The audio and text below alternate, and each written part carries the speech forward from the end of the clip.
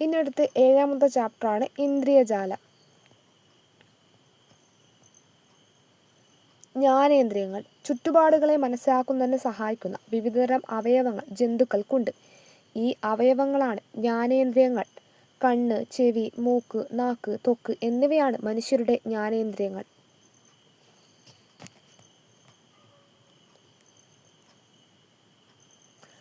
തലയുടെ മുൻവശത്ത് കണ്ണുകളുള്ള ജീവികൾക്ക് വസ്തുവിൻ്റെ സ്ഥാനവും അകലവും കൃത്യമായി തിരിച്ചറിയാൻ കഴിയുന്നു.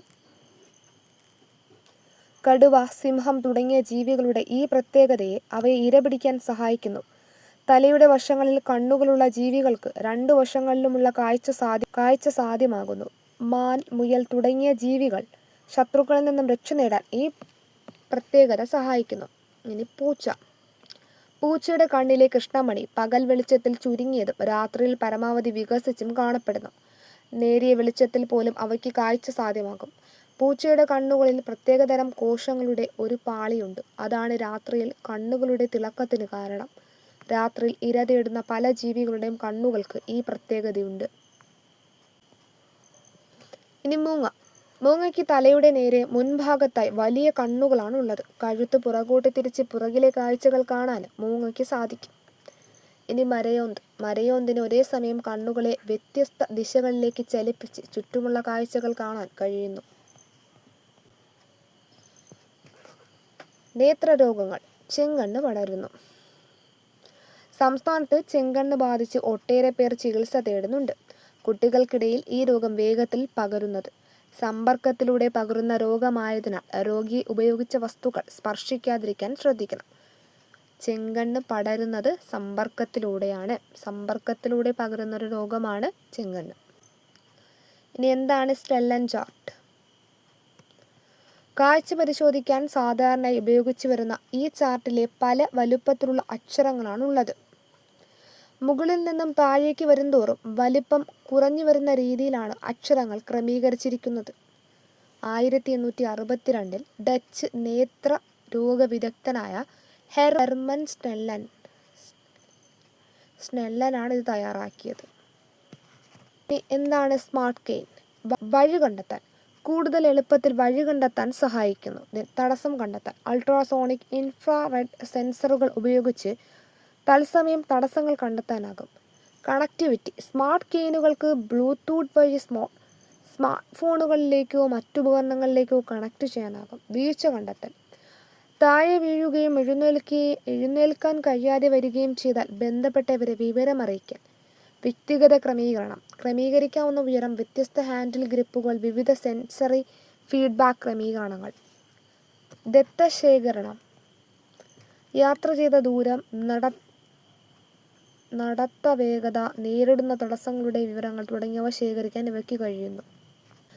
സൂക്ഷിച്ചാൽ മതി, ദീർഘനാൾ കാണാം. കണ്ണുകൾ തിരുമാതിരിക്കുക, മങ്ങിയ വെളിച്ചത്തിൽ TV കാണാതിരിക്കുക, കണ്ണിനുള്ളിൽ സ്പർശിക്കാതിരിക്കുക, ദീർഘസമയം മൊബൈൽ ഫോൺ, കമ്പ്യൂട്ടർ, TV തുടങ്ങിയവ ഉപയോഗിക്കാതിരിക്കുക, മറ്റുള്ളവർ ഉപയോഗിച്ച തൂവാലകൾ ഉപയോഗിക്കാതിരിക്കുക, ആവശ്യത്തിന് വെളിച്ചം ലഭിക്കുന്ന സ്ഥലത്തിരുന്ന് വായിക്കുക, കണ്ണിൻ്റെ പ്രശ്നങ്ങൾ നേരത്തെ തിരിച്ചറിയാൻ ഇടയ്ക്കിടെ കാഴ്ച പരിശോധന നടത്തുക, ഇലക്കറികളും പഴങ്ങളും പച്ചക്കറികളും അടങ്ങിയ ആഹാരം കഴിക്കുക. ഇനി അടുത്ത് ശ്രവണ സഹായികൾ. പല കാരണങ്ങളാലും കേൾവിക്കുറവുണ്ടാകാറുണ്ട്. ഇത് പരിഹരിക്കാനുള്ള ഉപകരണമാണ് ശ്രവണ സഹായികൾ. ശബ്ദത്തിൻ്റെ ഉച്ചത കൂട്ടാനും വ്യക്തത വരുത്തുവാനും പ്രത്യേക സംവിധാനമുള്ള വിവിധതരം ശ്രവണ സഹായികൾ ഇന്ന് ലഭ്യമാണ്. ഇനി എന്താണ് കോക്ലിയർ ഇംപ്ലാന്റ് ശസ്ത്രക്രിയ? ജന്മനായുള്ള കേൾവി തകരാറുകൾ പരിഹരിക്കാനുള്ള മാർഗമാണ് കോക്ലിയർ ഇംപ്ലാന്റ് ശസ്ത്രക്രിയ. ചെവിക്കുള്ളിലെ കോക്ലിയ മാറ്റിവെക്കുന്ന ശസ്ത്രക്രിയയാണിത്. ഇനി ജലദോഷം വരുമ്പം നമുക്ക് മണം തിരിച്ചറിയാതിരിക്കാനുള്ള കാരണം എന്താണ്? മൂക്കിനുള്ളിൽ എപ്പോഴും ഈർപ്പം അനുഭവപ്പെടാറില്ലേ? ഒരു സ്രവം ഉൽപ്പാദിപ്പിക്കപ്പെടുന്നതാണ് ഇതിന് കാരണം. മൂക്കിലെത്തുന്ന പൊടിപടലങ്ങളും രോഗാണുക്കളും നീക്കം ചെയ്യാനാണ് ഈ സ്രവത്തിൻ്റെ ധർമ്മം. വൈറസ് ബാധ ഉണ്ടാകുമ്പോൾ ഈ സ്രവം കൂടുതൽ ഉൽപ്പാദിപ്പിക്കപ്പെടുന്ന അവസ്ഥയാണ് ജലദോഷം. കൂടുതൽ സ്രവം ഉണ്ടാകുമ്പോൾ മണമറിയാൻ സഹായിക്കുന്ന കോശങ്ങളിലേക്ക് ഗന്ധകണികകൾ എത്താതാവും. അതുകൊണ്ടാണ് മണമറിയാത്തത്. ഇനി അടുത്ത് എന്താണ് രുചി? രുചി എന്ന് വെച്ചാൽ ഭക്ഷണ പദാർത്ഥങ്ങൾ ഉമിനീരിൽ അലിഞ്ഞ് നാവിലുള്ള സ്വാദുമുകുളങ്ങളെ ഉത്തേജിപ്പിക്കുമ്പോഴാണ് നമ്മൾ രുചി അറിയുന്നത്. എന്താണ് ത്വക്ക്? സ്പർശനത്തിലൂടെ വസ്തുക്കളെ തിരിച്ചറിയാൻ സഹായിക്കുന്ന അവയവമാണ് ത്വക്ക്. ചൂട്, തണുപ്പ് തുടങ്ങിയവ അറിയുന്നതിനും ത്വക്ക് സഹായിക്കുന്നു. ശരീരത്തിലെ ഏറ്റവും വലിയ അവയവമാണ് ത്വക്ക്. ശരീരത്തിനുള്ളിലേക്ക് രോഗാണുക്കൾക്ക് പ്രവേശിക്കാതെ ത്വക്ക് തടയുന്നു. ശരീരത്തിൻ്റെ ചൂട് നിയന്ത്രിക്കുന്നതിലും വിയർപ്പിലൂടെ മാലിന്യം പുറന്തള്ളുന്നതിനും ത്വക്കിന് പങ്കുണ്ട്. ഇനി ത്വക്കിൻ്റെ സംരക്ഷണത്തിന് നമുക്ക് എന്തെല്ലാം ചെയ്യാം? ത്വക്ക് വൃത്തിയായി സൂക്ഷിക്കണം, ആവശ്യത്തിന് വെള്ളം കുടിക്കണം, ത്വക്കിൻ്റെ ആരോഗ്യത്തിന് സഹായിക്കുന്ന ഇലക്കറികളും പഴങ്ങൾ എന്നിവ ഭക്ഷണത്തിൽ ഉൾപ്പെടുത്തണം. ഇനി 8ാമത്തെ ചാപ്റ്ററാണ് ജന്തുജാലങ്ങൾ. കുഴിയാന. ആൻഡ് ലയൺ ലേസ് വിങ് എന്ന ഒരിനം ചിറകുള്ള പ്രാണിയുടെ ലാർവയാണ് കുഴിയാന. പൂഴിമണ്ണിൽ ഫണലിൻ്റെ ആകൃതിയിൽ കുഴിയുണ്ടാക്കി ഉറുമ്പ് പോലുള്ള ചെറുപ്രാണികളെ ഭക്ഷിച്ചാണ് ഇവ ജീവിക്കുന്നത്. ഉറുമ്പിനെ പിടിക്കുന്നത് കൊണ്ട് ഇംഗ്ലീഷിൽ ആൻഡ് ലയൺ എന്നാണ് കുഴിയാനകൾക്ക് പേര്. ഈ ലാർവ മണൽത്തരികളും നേർത്ത നൂലും ഉപയോഗിച്ച് ഒരു കൂടുണ്ടാക്കി പ്യൂപ്പയായി മാറുന്നു. പ്യൂപ്പയ്ക്ക് മാറ്റങ്ങൾ സംഭവിച്ചാണ് പ്രാണി ഉണ്ടാകുന്നത്. ഇനി അടുത്ത് രൂപാന്തരണം. ചില ജീവികളിൽ അവയുടെ മുട്ട വിരിഞ്ഞുണ്ടാകുന്ന കുഞ്ഞുങ്ങൾക്ക് മാതൃജീവിയോട് സാദൃശ്യമുണ്ടാകുകയില്ല. മുട്ട വിരിഞ്ഞുണ്ടാകുന്ന ലാർവ വിവിധ വളർച്ചാഘട്ടങ്ങളിലൂടെ കടന്ന് മാതൃജീവിയുടെ സാദൃശ്യമുള്ളതായി മാറുന്നു. ഈ മാറ്റത്തെയാണ് രൂപാന്തരണം എന്ന് പറയുന്നത്. ഇനി അടുത്ത് ഇവിടെ ഏലം, കുരുമുളക്, ഗ്രാമ്പൂ, കറുവപ്പട്ട തുടങ്ങിയവയുടെ പിക്ചർ കൊടുത്തിട്ടുണ്ട്. ധാന്യങ്ങൾ സൂക്ഷിച്ചു വെക്കുമ്പോൾ അല്പം സുഗന്ധവ്യഞ്ജനങ്ങളും ഇടാറുണ്ട്. എന്തായിരിക്കും ഇതിന് കാരണം?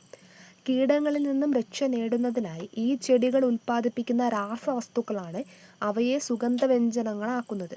അപ്പോൾ ഇത്തരം ചെടികൾ ഇത്തരം സസ്യങ്ങളെ സുഗന്ധവ്യഞ്ജനങ്ങളാക്കുന്നത് ആ ചെടികൾ ഉൽപ്പാദിപ്പിക്കുന്ന രാസവസ്തുക്കളാണ്. ചെറുപ്രാണികൾ ഭക്ഷണത്തിന്. ലോകത്തിലെ പല പ്രദേശങ്ങളിലെയും ജനങ്ങൾ പുൽച്ചാടി, പുഴു, വണ്ട്, തേൽ, ഉറുമ്പ് തുടങ്ങിയ പ്രാണികളെ ഭക്ഷണത്തിനായി ഉപയോഗിക്കാറുണ്ട്. മാംസ്യം, ജീവകങ്ങൾ തുടങ്ങിയ പോഷകഘടകങ്ങളുടെ നല്ല സ്രോതസ്സാണ് ചെറുപ്രാണികൾ. കുറഞ്ഞ ചെലവിൽ മാംസ്യം ലഭ്യമാകുന്നതിനാൽ ഭക്ഷണത്തിനായി ഇവയെ വളർത്തുന്ന രീതിയും ചില പ്രദേശങ്ങളിൽ ഉണ്ട്. ഇനി ചില ശലഭങ്ങൾ ചില പ്രത്യേക സസ്യങ്ങളിലാണ് മുട്ടയിടുന്നത്. ശലഭപ്പുഴുക്കളുടെ ഭക്ഷണം ഈ സസ്യത്തിൻ്റെ ഭാഗങ്ങളാണ്. ഇനി നമ്മുടെ നാട്ടിൽ കണ്ടുവരുന്ന ശലഭങ്ങളുടെ പേരാണ് നാരകശലഭം, അരളിശലഭം, വെള്ളിലത്തോഴി, എരുക്കുതപ്പി. ഇനി എന്താണ് ശലഭോദ്യാനം എന്നാണ്. ശലഭങ്ങളുടെ നിലനിൽപ്പിന് തേൻ കുടിക്കാനുള്ള സസ്യങ്ങളും ലാർവയ്ക്ക് ഭക്ഷണത്തിനുള്ള സസ്യങ്ങളും വേണം. 2 തരം സസ്യങ്ങളുമുള്ള ഉദ്യാനമാണ് ശലഭോദ്യാനം എന്നറിയപ്പെടുന്നത്. ഇനി എന്താണ് നിശാശലഭങ്ങൾ? രാത്രിയിൽ കാണപ്പെടുന്ന ശലഭങ്ങളാണ് നിശാശലഭങ്ങൾ. ചിത്രശലഭങ്ങളെ പോലെ ഇവയ്ക്ക് മിക്കതിനും വർണ്ണഭംഗി ഉണ്ടാകാറില്ല. ചില നിശാശലഭങ്ങൾക്ക് തൂവൽ പോലുള്ള സ്പർശനികളാണുള്ളത്. ഒരുതരം നിശാശലഭത്തിൻ്റെ ലാർവയിൽ ഉണ്ടാകുന്ന കൊക്കൂണിൽ നിന്നാണ് പട്ടുനൂൽ ഉൽപ്പാദിപ്പിക്കുന്നത്. ഇനി വെങ്കണനീലി എന്നാൽ എന്താണ്? പകൽ നേരങ്ങളിൽ കാണുന്ന നീല നിറമുള്ള ശലഭമാണ് വെങ്കണനീലി. പലപ്പോഴും ഇവയെ ചിത്രശലഭങ്ങളായി തെറ്റിദ്ധരിക്കാറുണ്ട്. എന്നാൽ പകൽ കാണുന്നതും നീല നിറവും ഒഴിച്ചാൽ ഇവയുടെ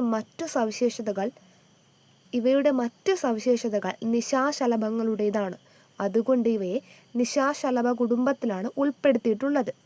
വെങ്കണ മരത്തിൻ്റെ ഇലകളിൽ മുട്ടയിടുന്നത് കൊണ്ടാണ് ഇതിന് വെങ്കണനീലി എന്ന പേര് വന്നത്.